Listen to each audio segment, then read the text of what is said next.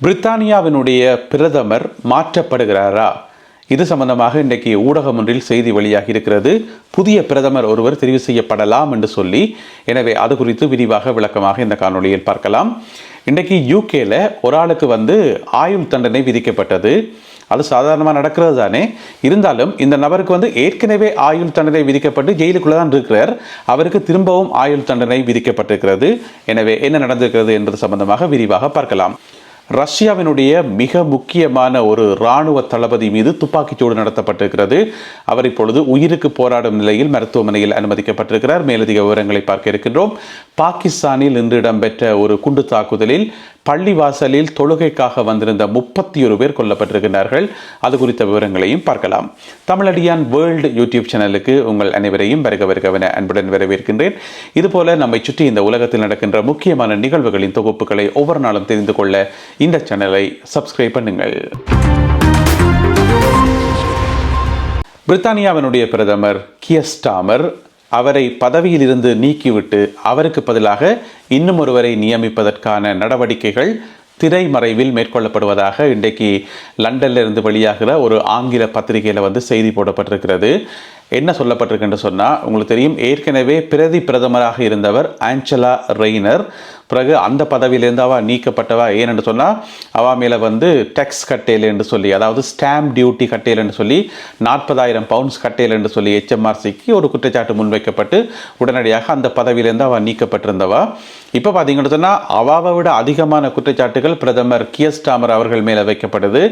அதோட தற்போதைய சூழ்நிலையில் மிகவும் மதிப்பிழந்த பிரதமராக பிரதமர் கியர் ஸ்டார்மர் அவர்கள் இருக்கிறார் என்று சொல்லி. ஏனென்று சொன்னால், ஒவ்வொரு பிரதமரும் எப்படி செயல்படினம், அவைக்கான ரேங்க் என்ன, மக்கள் செல்வாக்கு என்ன, அவர்கள் எந்த அளவுக்கு பிரபலமாக இருக்கிறார்கள் என்று சொல்லி அடிக்கடி கருத்து கணிப்புகள் ஈடுபட்டு கொண்டே இருக்கும். நான் கூட ஏற்கனவே செய்திகளில் நிறைய தரம் சொல்லியிருக்கிறேன். புதுசாக வந்த கருத்து கணிப்புகளில் என்ன சொல்லப்பட்டிருக்கு என்று சொல்லி. இப்போ பார்த்தீங்கன்னு சொன்னால், பிரித்தானியாவினுடைய நவீன வரலாறு இருக்கு தானே, இதில் அதிக அளவு செல்வாக்கை இழந்த ஒரு பிரதமராக தற்போதைய பிரதமர் கியர் ஸ்டார்மர் அவர்கள் இருக்கிறதன் காரணமாக கட்சிக்குள்ளே லேபர் கட்சிக்குள்ளே சில பல முரண்பாடுகள் போய்கொண்டிருக்காம். எனவே பிரதமரை மாற்றலாம்.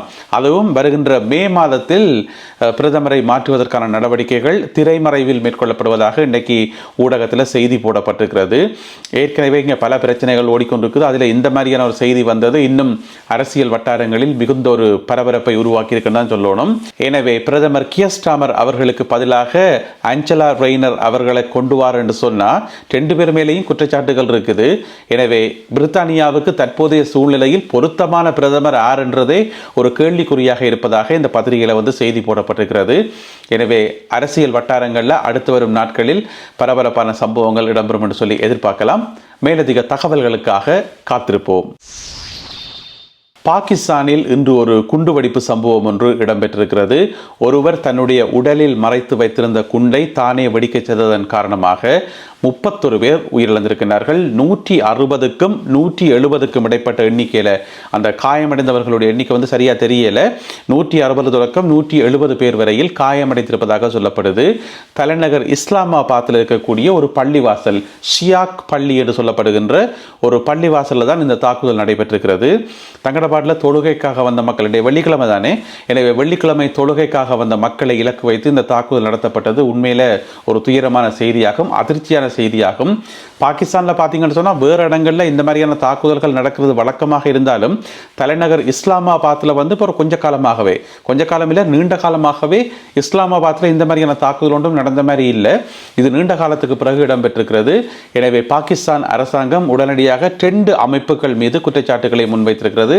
அவர்கள் தான் இதுக்கு பொறுப்பாக இருக்க முடியும் என்று சொல்லி. ஒன்று உங்களுக்கு தெரியும், பாகிஸ்தானில் பலோச்சிஸ்தான் என்று சொல்லி ஒரு தனிப்பகுதி, அங்கே அதை தனி நாடாக ஆக்கணும் என்று சொல்லி அங்கு ஒரு பலோச்சிஸ்தான் போராளிகள் என்று சொல்லி ஒரு குழுவினர் போராடி கொண்டிருக்கிறார் தானே. எனவே அவர்கள் இந்த தாக்குதலை நடத்தி இருக்கலாம், பலோச்சிஸ்தான் பிரிவினர் இந்த தாக்குதலை நடத்தி இருக்கலாம் என்று சொல்லி பாகிஸ்தான் அரசாங்கம் குற்றச்சாட்டை முன்வைக்குது. அதே வேளையில் பாகிஸ்தான்லேயும் வந்து டலிபான்கள் இருக்கிறார்கள். இப்போ ஆப்கானிஸ்தானில் டலிபான்கள் இருக்கிறது தானே, அதே மாதிரி பாகிஸ்தான்லேயும் ஒரு பகுதி டலிபான்கள் இருக்கின்றார்கள்.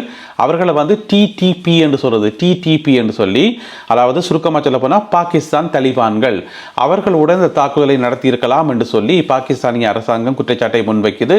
ஆனால் இந்த தாக்குதலுக்கு நாங்கள்தான் பொறுப்பு என்று சொல்லி இதுவரைக்கும் யாருமே உரிமை கோரையில. விசாரணைகள் தொடர்ந்து இடம்பெற்று வருகின்றன. ரஷ்யாவினுடைய மிக மிக முக்கியமான ஒரு படை தளபதி, பெரிய ஒரு தளபதி ஒரு ஆளை இலக்கு வச்சு இன்றைக்கு துப்பாக்கிச்சூடு நடத்தப்பட்டிருக்கிறது. அவர் தன்னுடைய வீட்டில் இருந்து கடமைக்காக வெளியால வரைக்குள்ள மறைந்திருந்து துப்பாக்கியால் சுடப்பட்டிருக்கிறார் பல தடவைகள். இதனால் அவர் வந்து பலத்த காயமடைந்து மருத்துவமனையில் அனுமதிக்கப்பட்டு அவசர சிகிச்சை பிரிவின் கீழ் தற்பொழுது சிகிச்சை பெற்று வருகின்றார். உயிருக்கு போராடி கொண்டிருக்கிறார் என்று தான் சொல்லப்படுகிறது. இவர் வந்து ஜிஆர்ஜு என்ற பிரிவு ஒன்று இருக்காம். அதாவது ரஷ்ய இராணுவத்தினுடைய இராணுவ புலனாய்வு அணிக்கு தானே, மிலிட்டரி இன்டெலிஜென்ஸ், அதனுடைய தலைவர் என்று சொல்லப்படுகிறது. ஒட்டுமொத்த ரஷ்ய இராணுவத்தினுடைய 2ஆம் நிலை தளபதி என்று சொல்லப்படுகிறது. எனவே இந்த பெரிய ரஷ்ய இராணுவ கட்டமைப்பில் 2ஆம் நிலை தளபதி என்று சொன்னால் எந்த பெரிய ஆளாக இருப்பார் யோசிச்சு பாருங்க. இந்த படத்தில் நீங்கள் பார்க்குறவர் தான். எனவே அவர் இன்றைக்கு வந்து மிக இலகுவாக சுடப்பட்டிருக்கிறார். மிக இலகுவான ஒரு டார்கெட்டாக அவர் இருந்தார் என்று சொல்லி, ஏன் அவர் தன்னுடைய பாதுகாப்பில் வந்து கவனம் செலுத்தல் என்ற ஒரு கேள்வியும் இருக்குது. எனவே ரஷ்ய அரசாங்கம் உடனடியாக யுக்ரைன் மேல குற்றச்சாட்டை முன்வைத்திருக்கிறது. இது எதிர்பார்க்கப்பட்ட குற்றச்சாட்டு தான். இப்போ ரஷ்யாவில் ஒரு சம்பவம் நடக்கும் என்று சொன்னால் யுக்ரைனை குற்றஞ்சாட்டுறதும், யுக்ரைனில் ஒரு சம்பவம் நடக்கும் என்று சொன்னால் உடனடியாக ரஷ்யாவை குற்றஞ்சாட்டுறதும் எதிர்பார்க்கப்பட்ட ஒன்றுதான்.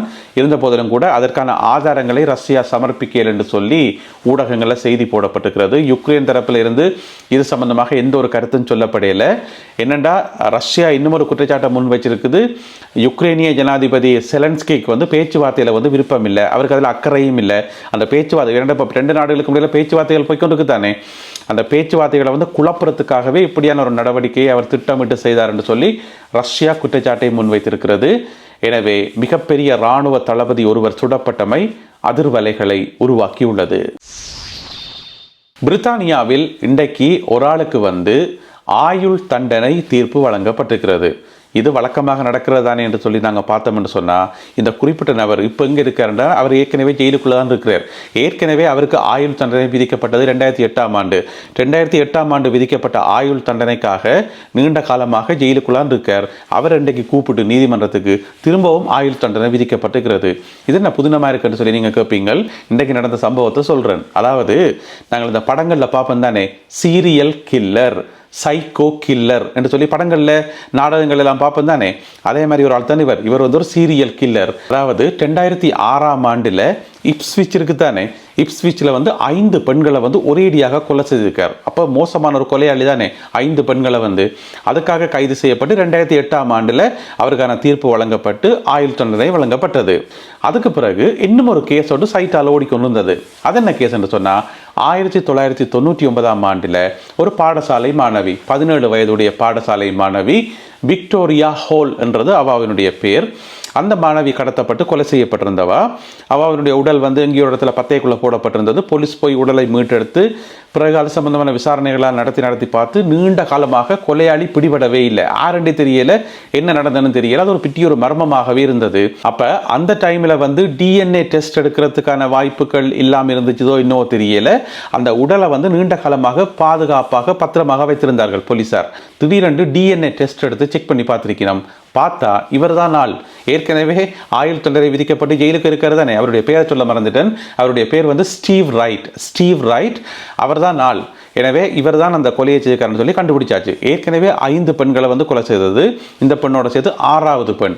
உடனடியாக அவர் மேலே திருப்பி வழக்கு பதிவு செய்யப்பட்டு இன்றைக்கு நீதிமன்றத்தில் இன்றைக்கு வெள்ளிக்கிழமை அவருக்கான தீர்ப்பு வழங்கப்பட்டிருக்கிறது. திரும்பவும் ஆயுள் தண்டனை என்று சொல்லி, அங்கே ஒரு ஆயுள் தண்டனை, பிறகு இங்கே ஒரு ஆயுள் தண்டனை, ஜென்மத்துக்கு வெளியிலேயே விரையலான்னு சொல்லி அவருக்கான தீர்ப்பு வந்து இன்றைக்கு வழங்கப்பட்டிருக்கிறது. எனவே இது வந்து ஒரு வினோதமான சம்பவம் என்று கூட நாங்கள் சொல்லலாம். பொதுவாக வந்து திரைப்படங்கள்லையும் நாடகங்கள்லையும் தான் நாங்கள் இந்த மாதிரியான கொலையாளிகளை பற்றி கேள்விப்பட்டிருக்கோம். பார்த்தீங்கன்னு சொன்னால் இப்போ உண்மையாகவே கண்ணுக்கு முன்னாலேயே இருக்கிற மக்கள். எனவே ஒன்றுமே செய்ய முடியாது. இப்படியான ஒரு முக்கியமான தீர்ப்பு இன்றைக்கு பிரித்தானிய நீதிமன்றத்தில் வழங்கப்பட்டுள்ளது. நல்லது அன்பான உறவுகளே, இத்துடன் இன்றைய செய்திகளும் தகவல்களும் நிறைவு பெறுகின்றன. இந்த காணொலியில் பகிர்ந்து கொள்ளப்பட்ட செய்திகள் தொடர்பான உங்களுடைய கருத்துக்களை மறக்காமல் கீழே எழுதுங்கள். மீண்டும் சந்திப்போம் உறவுகளே. நன்றி, வணக்கம்.